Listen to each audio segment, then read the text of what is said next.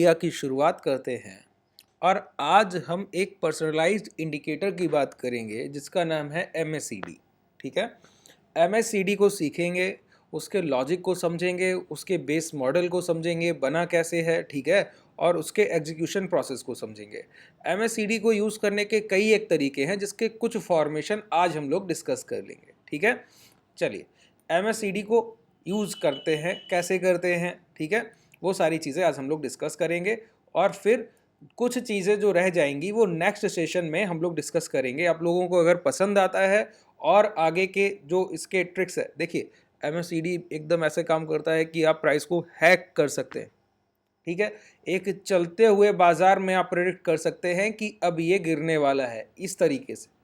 ठीक है, अच्छा MACD को क्यों, मैं तो हर बार कहता हूं कि इंडिकेटर पर बहुत निर्भरता अच्छी नहीं है, बोलता हूं कि नहीं बोलता हूं। इसके बाद मैं आपको MACD को सिखाने की बात कर रहा हूं। MACD का फुल फॉर्म होता है मूविंग एवरेज कन्वर्जन डाइवर्जेंस। अच्छा, मूविंग एवरेज से रिलेटेड इंडिकेटर है। मैं आपको प्राइस में दो ही चीज़ों पर बात करता हूं, या तो प्राइस भाव और दूसरा भाव का औसत। तो प्राइस में तीन ही चार चीज़ें काम कर रही हैं, वॉल्यूम, कितने पैसे लगाए गए और निकाले गए, स्ट्रेंथ RSI, तीसरा प्राइस और प्राइस का एवरेज, और उसके बाद उसका मोमेंटम। ठीक है, तो ये जो इंडिकेटर है MACD, ये औसत को रिप्रेजेंट करता है, औसत को यूज करने के अलग तरीके दिखाता है। ठीक है, तो एक यूनिक तरीका एवरेजेस को यूज करने का अगर आपको चाहिए तो वो MACD है। अगर MACD को अगर आप प्रॉपर वे में समझ गए एक बार कि होता क्या है, फिर आप देखिएगा, आप लोग बहुत गलतियां करते हैं MACD को यूज करने में। एक बार आप प्रॉपर तरीका समझ लीजिए, फिर गलतियां नहीं होगी। पहले सबसे पहले हमको इसका बेस समझना होगा कि MACD होता क्या है। देखिए MACD को अगर हम प्लॉट करें, प्लॉट करने से पहले समझ लें थोड़ा सा। ठीक है, आप ऐसे समझिए कि MACD में तीन एवरेजेस एक साथ काम करते हैं, तीन एवरेजेस। ठीक है, तीन औसत कौन कौन से, एक 26 का रहेगा, एक 12 का रहेगा, एक 9 का रहेगा। एक लाइन जिसको MACD लाइन कहते हैं, वो 26 और 12 के औसत के बीच जो डिफरेंस आएगा उसको रिप्रेजेंट करता है। जैसे यहां पर मैं लगाऊं, अब समझिएगा धीरे धीरे करके।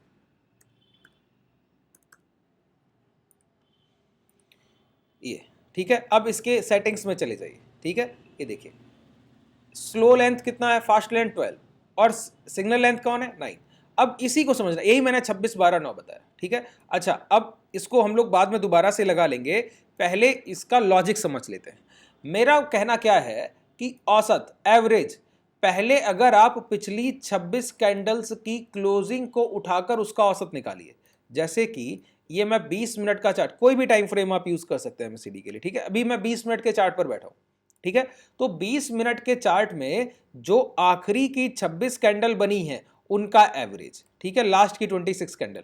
तो यहां पे अगर हम लोग मूविंग एवरेज को प्लॉट करें तो मूविंग एवरेज इस तरीके से आएगा, और हमको यहां पर मूविंग एवरेज में 26 इस तरीके से लेंथ निकाल, ये 26 का एवरेज। ठीक है, तो ये औसत आ गया। फिर मैं कहूं कि इसी तरीके से आप 12 का औसत भी प्लॉट कीजिए, तो दोबारा से मूविंग एवरेज पर आ जाइए। ठीक है, दोबारा से मूविंग एवरेज पर आ जाइए, और यहां आने के बाद यहां पर आप 12 का एवरेज ले लीजिए। ठीक है, अब देखिए दोनों के बीच जो डिफरेंस आया, इस लाइन को कहते हैं MACD।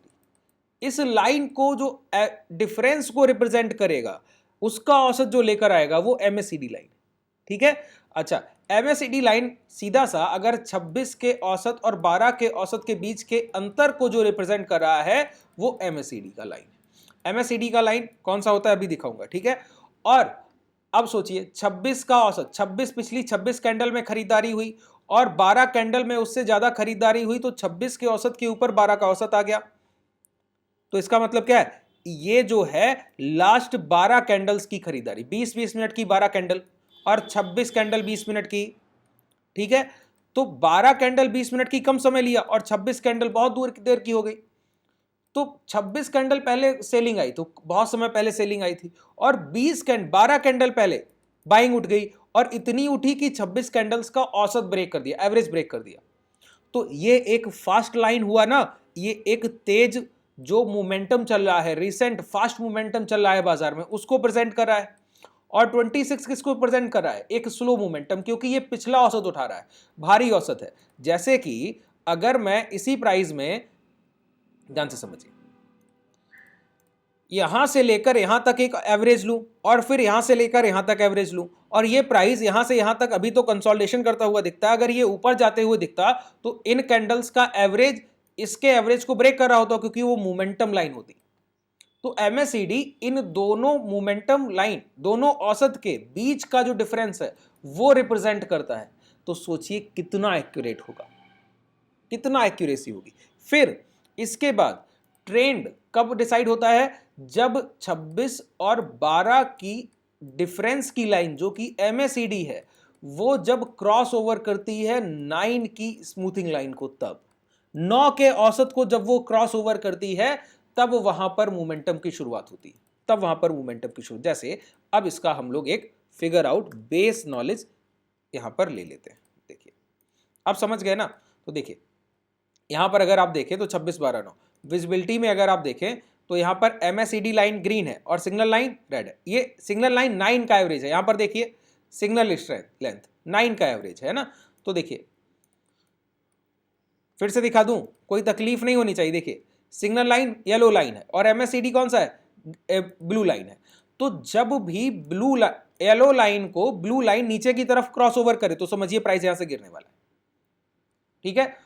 और कभी येलो लाइन को ब्लू लाइन नीचे से क्रॉस ओवर करे तो प्राइस समझिए चलने वाला है, ठीक है। ये बेस है, अभी ये कंफर्मेशन नहीं, ये बेस है, ठीक है। ये मैंने आपको बेसिक्स बता दिए।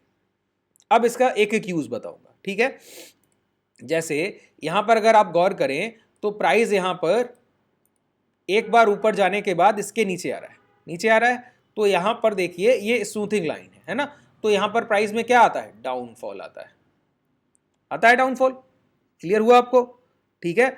अच्छा अब इसी के साथ अगर आप यहां पर देखें तो यहां पर भी प्राइस ऊपर जा रहा था और यहां पर देखिए एमएसईडी चलते चलते इसके नीचे आया, नीचे आया, लेकिन प्राइस ने कंसोलिडेशन किया, ना कि गिरावट किया।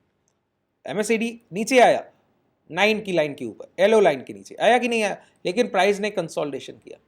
अच्छा प्राइस ने कंसोलिडेशन किया, लेकिन ये यही एमएसईडी में जो डाइवर्जेंस शब्द यूज हो रहा है, एमएसी जो डी को रिप्रेजेंट कर रहा है, वो डाइवर्जेंस यहीं से दिखता है। यही प्रोसेस है डाइवर्जेंस का। कैसे पता लगे?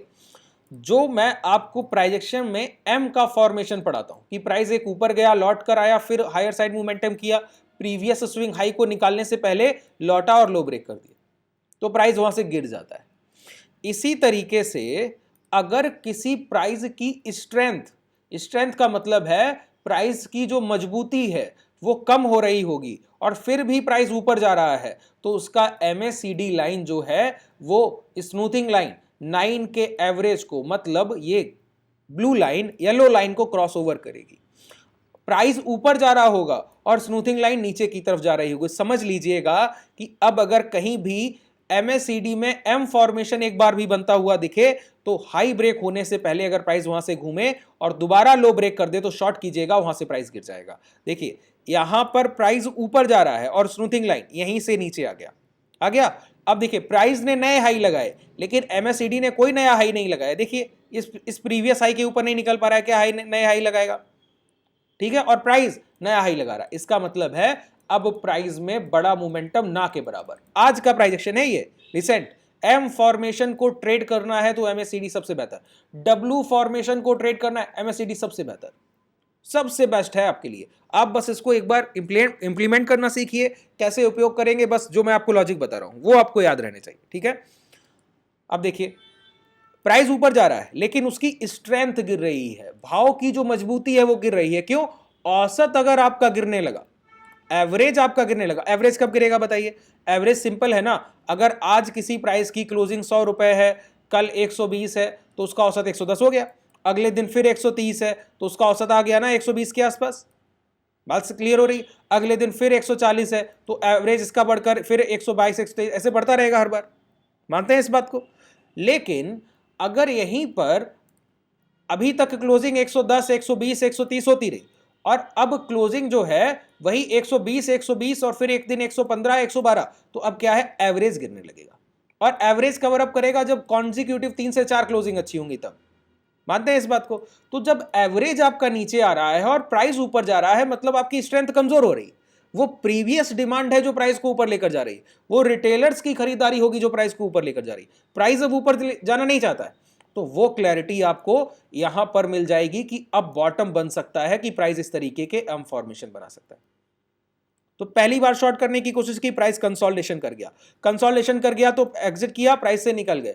जब दोबारा पता लगा कि अब प्राइस यहां पर एम फॉर्मेशन दे रहा है और एक दोबारा से यहां पर डाउन होगा, तो यहां पर दोबारा ट्रेड एग्जीक्यूट कीजिए, मोमेंटम ले जाइए।